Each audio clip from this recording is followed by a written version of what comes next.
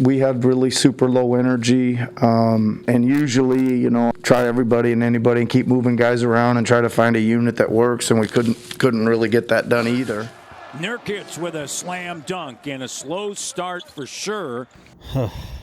Wow. I don't even know where to start here. Hey guys, this is Al Rashi. Too little too late as Raptors lose to the Blazers. That was a horrendous game for the Raptors, especially in the first half. If you look at the stats here on the shot chart, the starters were 6 for 39, 15% from the field.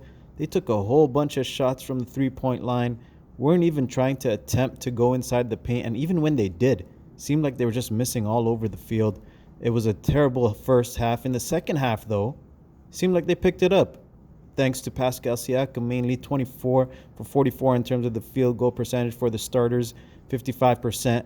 As you can see here, they played a lot more into the inside and tried to get their points in the paint.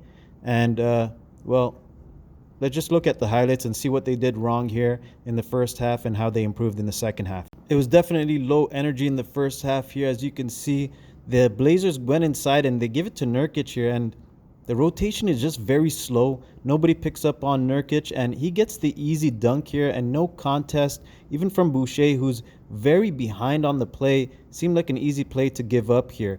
More from this energy level, which was very low. CJ McCollum just takes the ball up the court, and Gary Trent Jr., who's really a good defender here, just gives him some space. And even when he gives him that space, and I know CJ McCollum is a good player, but Gary Trent Jr. could have at least contested this shot, which he does very late. Seemed like very low energy, not really participating in the game, not really feeling the game that much in the first half. In the second half, look at Siakam here. He's the one who brings back the Raptors into the game. And in the zone that the Blazers were playing, because the Raptors were terrible in the first half in terms of shooting threes, Siakam decides he's going to go inside and he's going to tear apart this zone, because in the NBA, you should be able to do that. The Raptors weren't adjusting early on, and they finally woke up.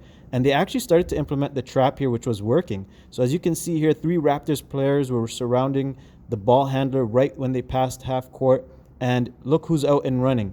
Champagnie gets the ball to Siakam, who's going to get the ball here on an easy dunk. And we just wish that they did this a lot earlier in the game. The Raptors fell behind very early. We're down as much as 30 points in the game. And some notes on the loss against the Blazers. The pros, they set up the trap in the second half. It seemed to be working. They got a lot of points out there.